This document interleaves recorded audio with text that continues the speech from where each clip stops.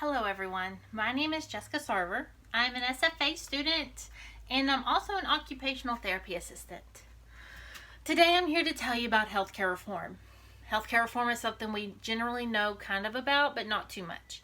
But today I want to tell you a little bit more so you can make better choices for you in your future.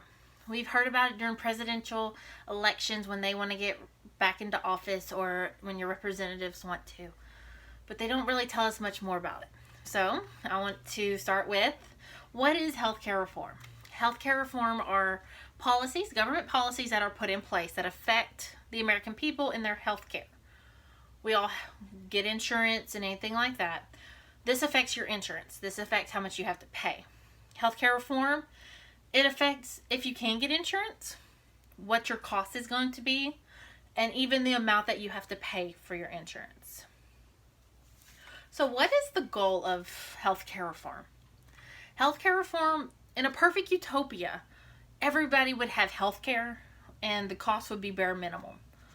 But that's not the case, not utopia. So that is mainly the goal. We want to get to that place. We want to strive for that. Okay, so why do we need healthcare? According to Whalen and Russell's article on why do we need healthcare, they make 4 points. One is to address fraud, to decrease the amount of out-of-pocket spending the American people are having, to increase health quality while decreasing the cost, and finally to increase the nation's economic status on healthcare. So let's start with fraud. What is fraud? According to Humana, which is a healthcare-based company, they define fraud as knowing and willfully executing or attempting to execute a scheme or artifice to defraud any healthcare program or to obtain any money or property. An example of this would be when you go to the doctor's office. I'll use me for an example. I'll go to the doctor's office and I'll get a shot. Well, the doctor calls the insurance, or they'll send paperwork saying we gave Jessica Sarver 3 shots. That's not true. I did not get that service. That is fraud. They're wanting money for services they did not provide. Okay, this is a big thing. Healthcare reform needs to be put in place for that, to have a check and balance system of, did she receive that service? Did she really receive that service? We'll pay for it with her money. It needs to be a check and balance. There needs to be a reform to decrease the chances of fraud. We hear it on the news of doctors going to jail for fraud. Okay? So let's talk about out-of-pocket spending. Out-of-pocket spending is a big thing. When you go to the doctor's office, they'll ask you for a co-payment of $20, $40, or so on. That's something you will not get back. Even if you do have insurance, you still have to pay out-of-pocket on some things.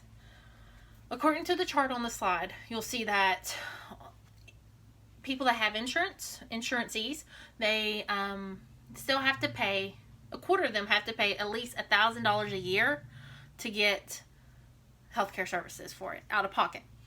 There's 1 in every 10 that have to pay over $2,000 out of pocket spending, even with their insurance.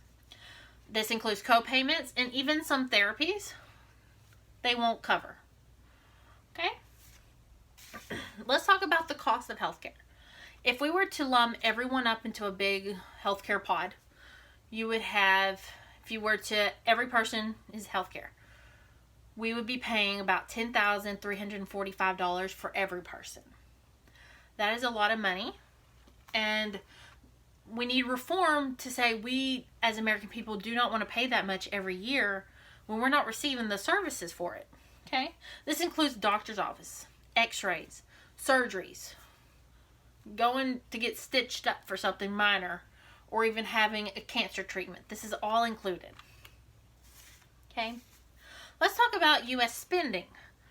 If you see the national average, it has went up to 4.3% more than what it was.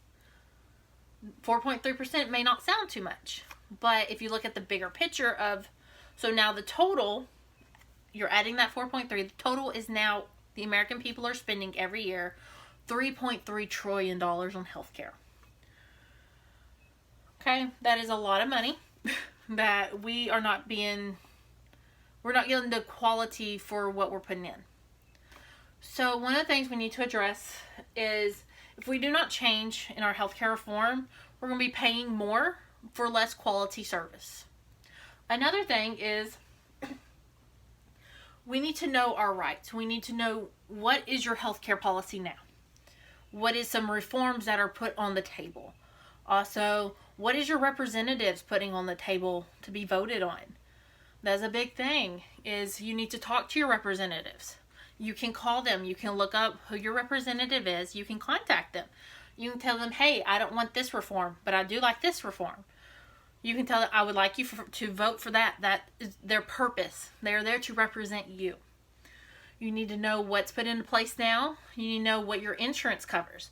Some insurance, they do not cover some services. I know for a fact that most healthcare insurance, they do not cover hippotherapy. Therapy is a big thing for me. And hippotherapy has backing of how good they are, but insurance still does not deem them as a therapeutic purpose, even though they have good standards on it. They won't do some things for surgeries, but they'll cover this, but not that. Especially if it's just artificial stuff that you would like on there.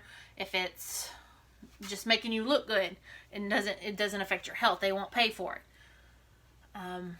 Even though you pay for insurance, they won't cover that. You need to know what your insurance covers. You need to contact your representatives. You need to know your policy, know your rights. Every person is paying so much money, we need to see quality back out of it. I hope this helped you in a way to understand a little bit more about what healthcare is, the reforms that are a big issue now, things that need to be changed. If you have any questions, let me know. I will answer them to the best of my ability. If not, I can get someone who does know more about it. Thank you so much for listening to me. I hope you have a great day.